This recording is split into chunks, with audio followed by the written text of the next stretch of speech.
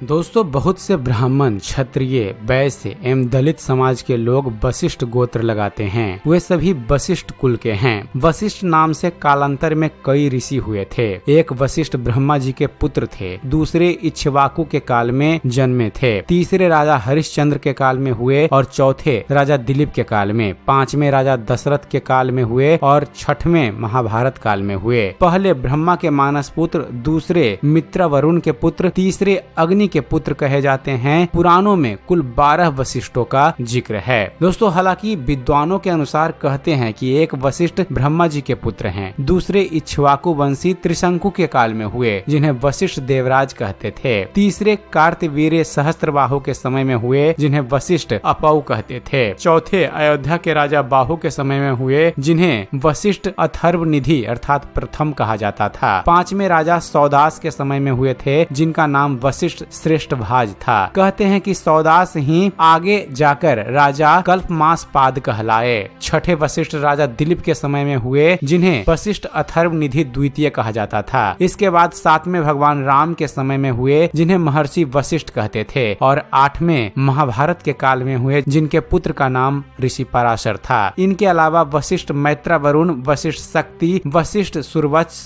जैसे दूसरे वशिष्ठों का भी जिक्र हमारे पुराणों में आता है। फिर भी उक्त सभी पर शोध किए जाने की आवश्यकता है। वेद व्यास की तरह वशिष्ठ भी एक पद हुआ करता था। दोस्तों, वशिष्ठ जो ब्रह्मा जी के पुत्र थे उनके नाम से ही कुल परंपरा का प्रारंभ हुआ और आगे चलकर उनके कुल के अन्य वेदज्ञों लोगों ने भी अपना नाम वशिष्ठ रखकर उनके कुल की प्रतिष्ठा को बरकरार रखा। पहले वशिष्ठ की मुख्यतः 2 पत्नियां थी, पहली अरुंधति और दूसरी ऊर्जा। ऊर्जा प्रजापति दक्ष की तो अरुंधति कर्दम ऋषि की कन्या थी। प्रारंभिक वशिष्ठ भगवान शंकर के साढ़ू तथा माता सीता देवी के बहनोई थे। वशिष्ठ ने ही श्राद्ध देव मनु अर्थात वैवस्त्र मनु को परामर्श देकर उनका राज्य उनके पुत्रों को बंटवाकर दिलवाया था। वशिष्ठ का कामधेनु और सूर्य वंश की पुरोहिताई के कारण ऋषि विश्वामित्र से झगड़ा हुआ था। विश्वामित्र अत्रि वंशी ययाति कुल से थे। वशिष्ठ के 100 से भी ज्यादा पुत्र थे। वेद वक्ताओं में वशिष्ठ ऋग्वेद के 7वें मंडल के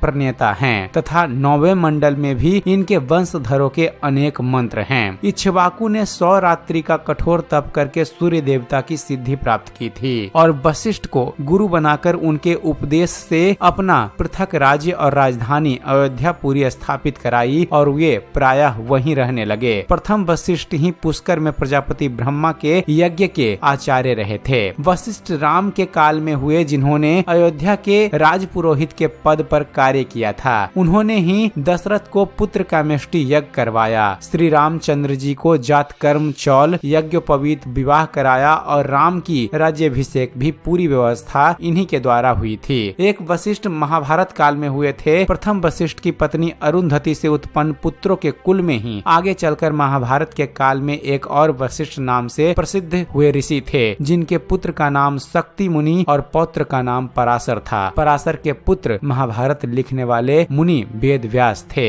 वशिष्ठ ऋषि की संपूर्ण जानकारी वायु, ब्रह्मांड एवं लिंग पुराण में मिलती है। वशिष्ठ कुल ऋषियों एवं गोत्रकारों की नामावली मत्स्य पुराण में दर्ज है। इस वंश में क्रमशः प्रमुख लोग हुए जिनके नाम है देवराज, आपव, अथर्वनिधि, वरुणी, श्रेष्ठभाज, सुरवत्स, शक्ति और मैत्र वरुणी। एक अल्प शाखा भी है जो जातुकर्ण नाम से जाना जाता है। दोस्तों, वशिष्ठ वंश के अनेक ग्रंथ अभी उपलब्ध हैं जैसे वशिष्ठ संहिता, वशिष्ठ कल्प, वशिष्ठ शिक्षा, वशिष्ठ तंत्र, वशिष्ठ पुराण, वशिष्ठ स्मृति, वशिष्ठ श्राद्ध कल्प आदि इनमें प्रमुख है। तो दोस्तों, यह थी जानकारी वशिष्ठ ऋषि और उनकी वंश परंपरा के बारे में। उम्मीद करते हैं फ्रेंड्स आप सभी को हमारा यह वीडियो पसंद आया होगा। अगर वीडियो पसंद आया हो तो वीडियो को लाइक और शेयर करना ना भूलिएगा। और दोस्तों, ऐसे ही ज्ञानवर्धक वीडियो देखते रहने के लिए आप हमारे चैनल ज्ञान मंथन को सब्सक्राइब जरूर कीजिएगा। आप हमारे इस चैनल को सब्सक्राइब कीजिए और देखते रहिए, जानते रहिए। धन्यवाद। जय हिंद।